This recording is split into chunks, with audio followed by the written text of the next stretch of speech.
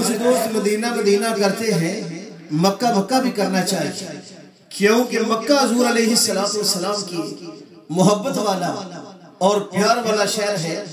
اپنے وطن سے بڑا پیار ہوتا ہے۔ آپ دیکھیں جب کوئی ہمارے بھائی شہر کا نام لیتا ہے چہرے پہ رونق آ جاتی ہے، یہ قدرتی محبت ہوتی ہے۔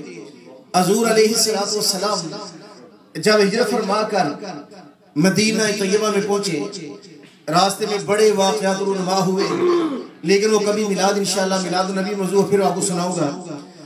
یہاں تک کہ تاجدار صداقت سیدنا صدیق اکبر رضی اللہ تعالیٰ عنہ حضور علیہ السلام کے ساتھ ہیں، اور اہل مکہ کو پتہ چلا، اہل مدینہ کو پتہ چلا کہ اللہ کے حبیب تشریف لا رہے ہیں۔ ایک پہاڑی ہے، صحیح مسلم شریف میں آتا ہے، جس کا نام ہے وادی سنا من ودیعۃ السناء، اور اہل مدینہ بما چھوٹے بڑے سب باہر نکل آئے، حضور علیہ السلام کا استقبال کر رہے ہیں۔ اور جب نبی علیہ السلام کی زیارت ہوئی، سرکار کا دیدار ہوا، وہ کہنے لگے کہ طلع البدر علینا من ثنیۃ الوداع، کہ بدر 14ویں رات کا چاند یہ ہمارے اوپر طلوع ہو گیا گھاٹی ثنیۃ الوداع سے۔ حضور علیہ السلام کا دیدار کیا تو مدینہ پاک والے کہنے لگے کہ 14ویں رات کا چاند طلوع ہو گیا، اور نبی علیہ السلام آپ اونٹنی پہ تشریف فرما ہے، سوار ہیں، اور ہر ایک کی خواہش ہے کہ رب کے پیارے حبیب ہمارے گھر آئے۔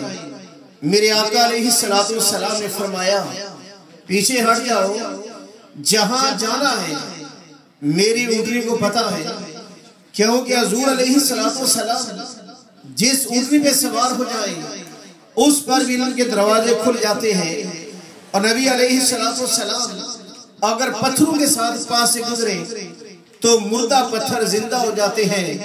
حضور علیہ السلام اگر درخت کو بلائیں تو درخت چل کے آ جاتا ہے۔ حضور علیہ السلام نے فرمایا جہاں جانا ہے میری اونٹنی کو پتہ ہے۔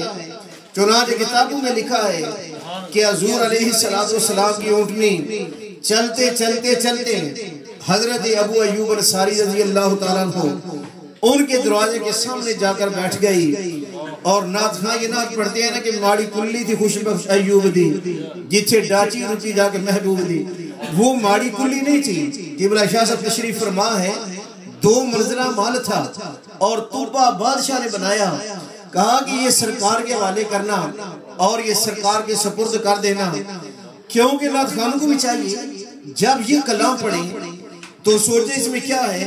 مثلا نعت خان یہ کلام پڑھ رہا ہے کہ کون ہے یہ دیوانہ، کس کا ہے یہ دیوانہ، عشر میں بھی کہتا ہے جانا ہے مدینے کو۔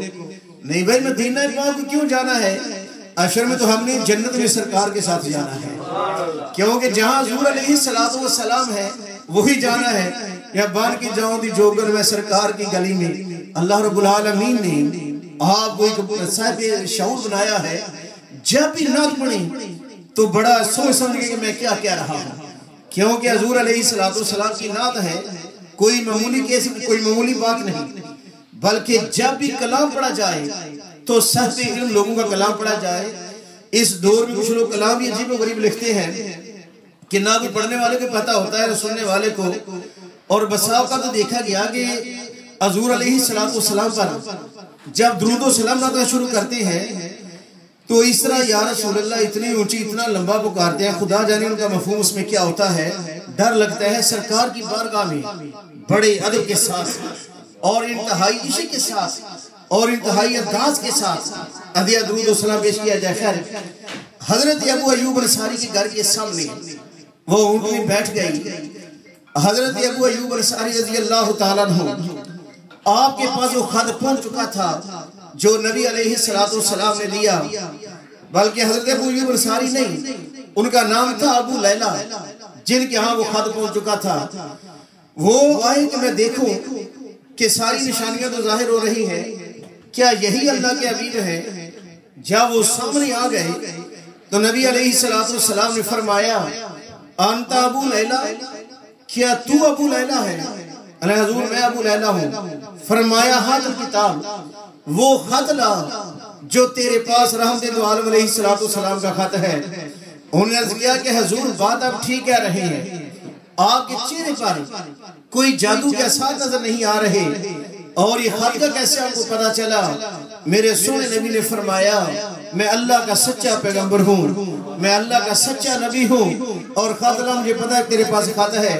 اس طرح غلامان مصطفیٰ کی ٹولیاں ہیں، حضور علیہ السلام کی بارگاہ عالیہ میں خط لایا گیا۔ سرکار جب یہ خط پڑھا، اس خط پر طبہ باقی نے لکھا ہوا کہ حضور میں آپ پر پہلے ایمان لا چکا ہوں، اور جو کتاب آپ پر نازل ہوگی اس پر ایمان لا چکا ہوں، بس میری اتنی گزارش ہے، میری یہ عرض ہے جب قیامت والا دن آئے تو سرکار مجھے بھولنا نہیں، میری شفاعت کرنا۔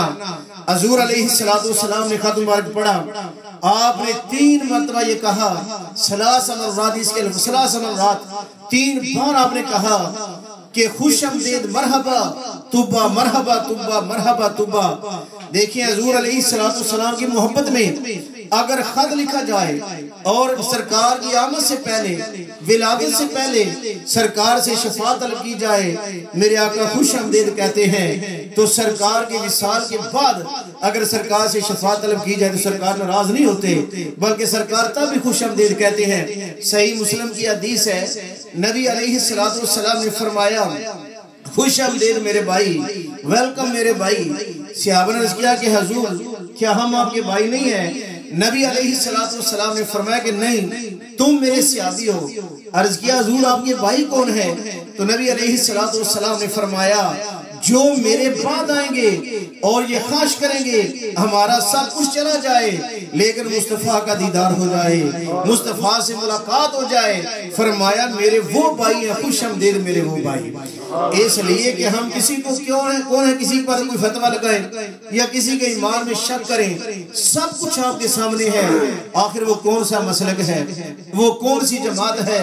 سرکار کے عاشق جو ہر وقت تڑپتے ہیں کہ یا رسول اللہ صلی اللہ علیہ وسلم آپ کا دیدار ہو جائے، اور ہر وہ بات کرتے ہیں جس بات سے آمنہ کے لال سے کیا محبت میں اضافہ ہو جائے۔ ٹھیک ہے، نماز، حج، جہاد سب کچھ اسلام کے حصے ہے، لیکن اگر کالی کملی والے کی محبت نہیں تو یہ کوئی چیز بھی قابل قبول نہیں۔ حضور ایک آدمی کہنے لگا کہ نبی میں اور امتی میں فرق کیا ہے؟ میں نے کہا مثلا کیا بات کرنا چاہتے ہوں؟ کہتا ہے کہ نماز تو معاف ہے، نہ نبی کو ہوئی تھی نہ ہمیں معاف ہے، تو فرق کیا رہا؟ میں نے کہا اس میں کوئی شک نہیں، لیکن فرق بہت زیادہ ہے۔ فرق کیا ہے؟ میں نے کہا دیکھیں کہ جہاز کے اندر سواری بھی سوار ہوتی ہے، پائلٹ بھی سوار ہوتا ہے۔ سواری سوار ہوتی ہے ٹکٹ بائی کر کے، پیسے دے کر، پائلٹ سوار ہوتا ہے پیسے لے کر، اور پھر سواری بیٹھتی ہے جہاز میں کسی منزل تک پہنچنے کے لیے، پائلٹ بیٹھتا ہے کسی منزل تک پہنچانے کے لیے۔ ہم نماز پڑھتے ہیں جنت میں جانے کے لیے، کالی کملی والے نماز پڑھے جنت میں لے جانے کے لیے۔ سبحان اللہ، نعرہ تکبیر، اللہ اکبر، نعرہ رسالت، نعرہ حیدری۔ اور ان کے ساتھ مقابلہ اللہ رب العالمین ارشاد فرماتا ہے کہ وَمِنَ اللَّيْلِ فَتَحَجَّدْ بِهِ نَافِلَةً لَكَ عَسَىٰ أَن يَبْعَثَكَ رَبُّكَ مَقَامًا مَحْمُودًا۔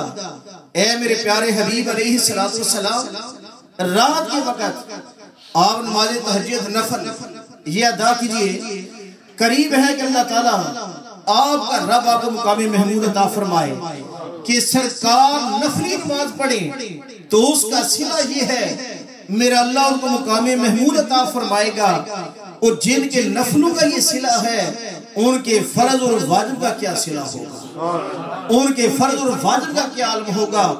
وہ مصطفیٰ صلی اللہ علیہ وسلم جو فرماتے ہیں کہ میرے 2 وزیر زمین پہ ہیں، 2 آسمان پہ ہیں۔ وزیر کس کے ہوتے ہیں؟ بادشاہ کے ہوتے ہیں، اور سیاستہ کی یہ حدیث ہے زمین پہ ابو بکر اور عمر، آسمان پہ جبریل اور میکائیل، اور جن کی کبینہ بے مثل و بے مثال ہے، اس بادشاہ کا کوئی مثل کیسے بن سکتا ہے؟ اللہ اللہ شاہ کو نین جلالت تیری، فرش کے عرش پہ جاری ہے حکومت تیری. کہ اللہ کے حبیب کی امت یہ عرش پہ بھی حکومت ہے. رب العالمین نے اپنے حبیب کو بڑی شان عطا فرمائی. دیکھیں کہ حضور علیہ آخری بات کہ تاجدار کائنات کی عظمت یہ ہے کہ میرا ایک بندہ کہنے لگا دیکھو جی اگر حضور علیہ السلام کو پتا ہوتا کوئی غیب تھوڑا سا ہوتا تو معراج کی رات سرکار بار بار اللہ پاک کی بارگاہ میں کیوں گئے تھے؟ کہ حدیث تو ہے کہ 50 سے 5 نمازیں ہوئی، لیکن بار بار کیوں گئے؟ میں نے کہا یار کبھی منہ سے اچھی بات بھی کیا کرو کہ کلمہ بھی اس نبی کا، اعتراض بھی اس نبی پہ. کہتے ہیں کہ آدمی جب بھی بولے اچھی بات کرے ورنہ چپ رہے. ایک استاد سے پڑھایا کرتے تھے اور سارے شاگرد سوال پوچھتے اور پہلے یہی انداز ہوتا تھا کہ استاد بیٹھتے باری باری سب شاگرد پوچھتے، اس میں سبق ازبر صحیح طریقے سے یاد ہو جاتا. ان ملکوں میں سکایت کی دنیا ہے لیکن استاد کے سامنے کوشش کیا کرے شاگرد کو بٹھایا جائے. ایک شاگرد نہیں بولتا تھا. استاد صاحب کہنے لگے تو نہیں بولتا، کبھی پوچھا کر، کہنا ٹھیک ہے یہ میں پوچھا کرا. دوسرا دن آیا مسئلے اور استاد صاحب نے کہا کہ جب سورج غروب ہو جائے تو روزہ کھول لیا کرو. وہ بولیا کہ نہیں سورج نہ غروب ہوتے پھر فرمایا تو چوپی رو بہتر جائیے تیرے بولنے کا یہ مقام نہیں کہ ارے بولا تو کیسی بات کی. اس لیے جب بھی بولے اچھی بات ہے ان کی کلمہ لا الہ الا اللہ محمد رسول اللہ. اور اعتراض نبی علیہ السلام کے علم پر انہوں سرکار بار بار کیوں گئے تھے؟ میں نے کہا سنو اللہ پاک نے ایسے سوال ہوئے الحمدللہ مجھے بنایا ہوا ہے. میں نے کہا پہلا نمبر تو اللہ پاک کا ہے اور اللہ کے بعد ہی دوسرا نمبر نبی علیہ السلام کا ہے. اللہ پاک بے مثل بے مثال ہے. چلو اگر حضور پاک کو نہیں پتا تھا تو اللہ پاک کو تو پتا تھا نا. اللہ پاک کی پہلی دفعہ ہی 5 کر دیتے، بار بار کیوں بلاتے رہے؟ یہ اعتراض تو سیم اللہ پاک میں جاتا ہے، اعتراض یہ نہیں. اصل میں بات یہ ہے کہ حضرت موسیٰ علیہ السلام نے کہا تھا، عرض کیا تھا مولا میں تجھے دیکھنا چاہتا ہوں. تو معراج کی رات موسیٰ علیہ السلام اللہ کو نہ دیکھ سکے، بار بار بھیجتے رہے کہ میں ان کو دیکھوں جو اللہ کو دیکھ کے آ رہے ہیں، جو اللہ کا دیدار کر کے آ رہے ہیں. میں نے کہا دیکھو 50 سے 45 رکعتیں نمازیں کم ہوئی، 5 باقی رہ گئی.